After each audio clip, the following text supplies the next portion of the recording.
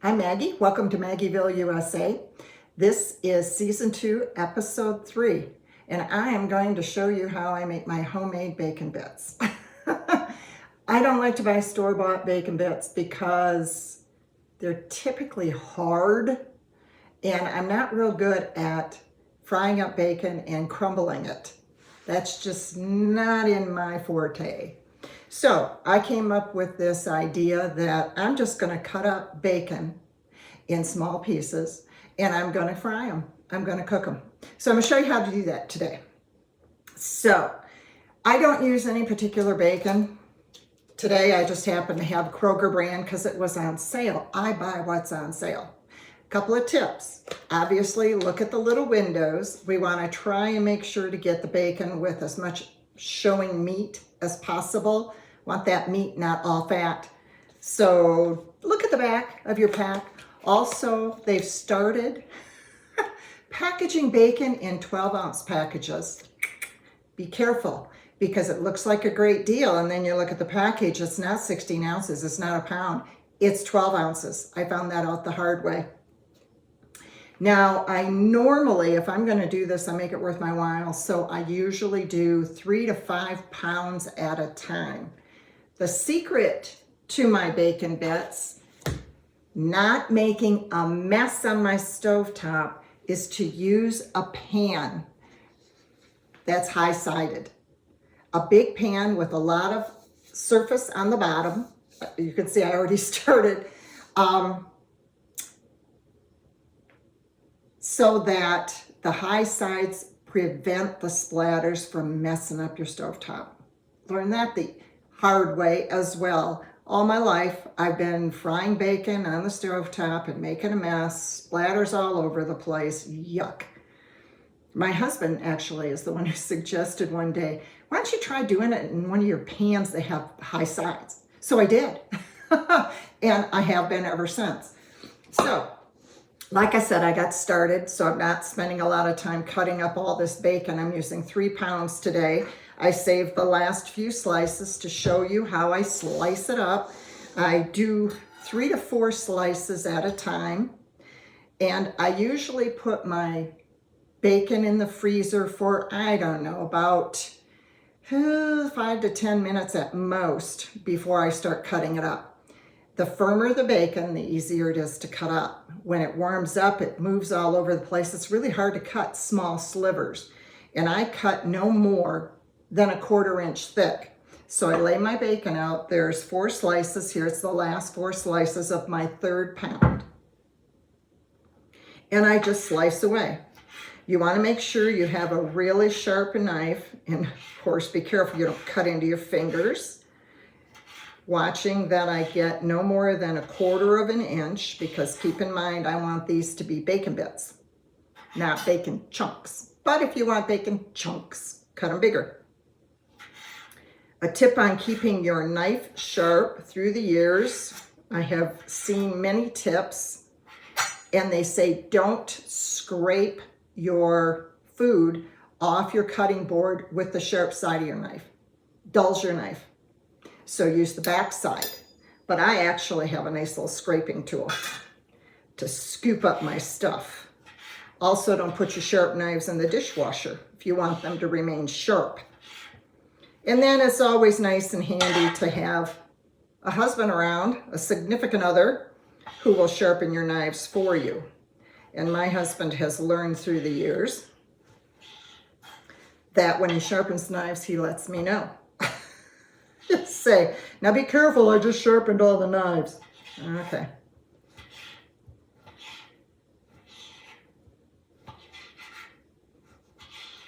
Da, da, da, da, da, da. The last little bit. Okay. Scoop this up, put it in my pan. And again, this is 3 pounds. If I do 5 pounds, it gets to be a bit much, but now I'm just going to go over what I'm going to do. I take this pan, put it on the stovetop on medium heat, and I cover it for about 5 to 7 minutes just to get the bacon really cooking. Then This is a time-consuming process, but it's well worth the effort. Then I let it cook with the top off to kind of let a lot of the moisture out for about an hour. I will show you what I do after that. Stay tuned. Welcome back. Step 2. Okay, it's been simmering on medium now with the cover on for about 7 minutes. I've taken the cover off a couple of times and stirred it. Now I'm going to take the cover off and I'm going to leave it on medium, stir it, and I'm going to cook it until it's done. And like I said before, usually takes anywhere from 40 minutes to an hour, depending on how much bacon. So since I did 3 pounds instead of my normal 5 pounds, this is probably going to take about 40 to 50 minutes of simmering to cook.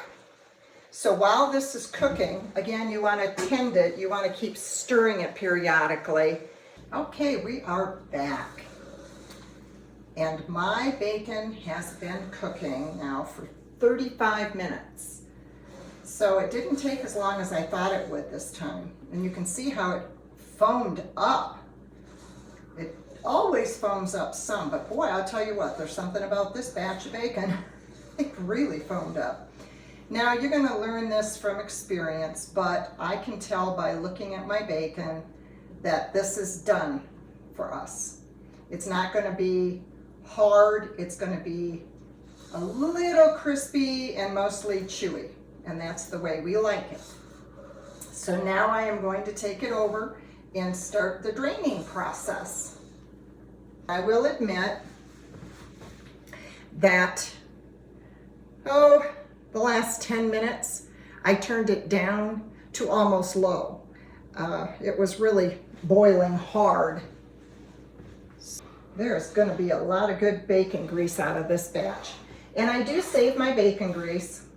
I use it a lot instead of butter. So when I am frying up my eggs, instead of putting butter in the fry pan, I put a little bacon grease. If I'm making a breakfast casserole, pretty much anything with eggs or breakfast where I want that bacony flavor, I will also take the bacon grease and kind of wipe it around the inside of my casserole dish to make it nonstick. Love that bacon flavor. To drain it. If you need help, get help. If you don't want to do this by yourself, just in case, because you don't want to get burned by the bacon grease. That's for darn sure. There we go. Now what I do, like I said, is get this where you can see it better. I just kind of stir the bacon in the strainer so it doesn't settle too much in one spot. Get as much juice out as I possibly can. And I already have my platter ready with my paper towels. It pays to have your stuff together and ready to go. Now, when I get done with this part, by the time I get done straining it and then putting it on the paper towels, by that time the bacon is cool and I can go ahead and package it. And I put it in little Ziploc bags, pint-sized Ziploc bags, put the date on it, and I put them in the freezer. Now I have bacon bits whenever I need them, for whatever I need them for. Yep. I'm going to speed this along just a little bit. Normally I would probably let this strain for a good 5 to 10 minutes while I clean up my mess. But, like I said, we're going to speed this along just a little bit. And I'm going to go ahead and put it on my paper towels.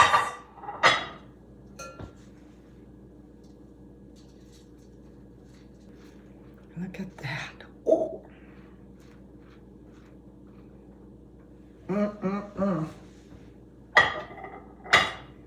Having the ability or the the option to put it in the freezer makes it so much more convenient. I don't have to just constantly be cooking up bacon.